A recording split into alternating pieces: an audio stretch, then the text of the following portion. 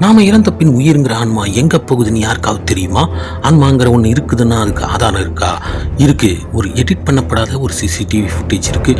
இதோட அறிவியல் ஆராய்ச்சியாளர்கள் டெஸ்லா, ஐன்ஸ்டீன் அவங்களோட ஆற்றல் கோட்பாடு மற்றும் ஆன்மீகவாதிகள் என்ன சொல்றாங்க, அதுக்கான ப்ரூஃப் தான் இந்த வீடியோவில் பார்க்க போறோம். ஒரு மனிதன் இறக்க போறதுக்கு முன்னாடி அதை பத்தி அவங்களுக்கு முன்கூட்டியே தெரிய வரும்ன்றது ஒரு நம்பிக்கை.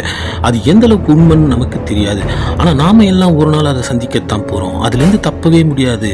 இறப்புக்கு பின்னாடி உயிர் வாழ்ன்றதுக்கு ஆதாரமா ஆராய்ச்சியாளர்கள் சொல்றது நியர் டெத் எக்ஸ்பீரியன்ஸ், அதாவது மரணத்தோட வாசலை தொட்டுட்டு வர்றது. அப்புறம் மறுபிறவிங்கிற ரீஇன்கார்னேஷனையும் சொல்றாங்க. இந்த ரெண்டுத்திலையும் உங்களுக்கோ அல்லது உங்களை சார்ந்தவங்களுக்கோ ஏதாவது ஒரு அனுபவம் ஏற்பட்டிருக்க வாய்ப்பு இருக்கு. 2014 சீனாவில் ஒரு ஹாஸ்பிட்டலில் இருக்கக்கூடிய மார்ச்சுவரி, அதாவது பிணவரையில் இருந்த சிசிடிவி ஃபுட்டேஜில் பதிவான காட்சிகள் இறப்புக்கு பின் உயிர் வாழுங்கிறதுக்கான வலுவான ஆதாரமாக அதை கொண்டு வந்து வைக்கிறாங்க. இந்த ஃபுட்டேஜ் ஒரிஜினல் தான்றதை அன்றைய இந்தியன் எக்ஸ்பிரஸ் நாளேடு பதிவு செஞ்சிருக்கு. அந்த பிணவரையில் ஒரு பெட்ல ஒரு பெண்ணோட பிணம் வெள்ளை துணியால் சுத்தப்பட்டு படுக்க வைக்கப்பட்டிருக்கு. அதுலேருந்து ஒரு உருவம் மெல்ல கிளம்பி மேல் நோக்கி போகிற மாதிரி காட்சி பதிவாகி இருக்கு.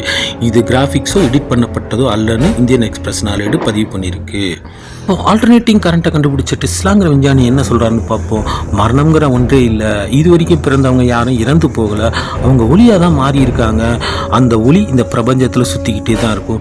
அது தேவைப்பட்டால் மறுபடியும் மறுபிறவியாக எடுக்கும். நோபல் பரிசு பெற்ற ஆல்பர்ட் ஐன்ஸ்டீன் என்ன சொல்கிறாருன்னா, உங்களுக்கு தெரியும் E=mc², அதாவது ஆற்றலின் கோட்பாடு. ஆற்றல் அழிவில்லாதது. அது ஒரு வடிவத்திலிருந்து இன்னொரு வடிவமாக மாறுன்றது தான் இந்த கோட்பாடு. இதுபடி பார்த்தாலும் உயிருங்கிறதும் ஒரு ஆற்றல் தான். அப்போ அந்த ஆற்றல் அழிவில்லாதது, ஒரு வடிவத்திலிருந்து இன்னொரு வடிவமாக மாறுன்றது தான் ஐன்ஸ்டீன் சொல்கிற கோட்பாடு.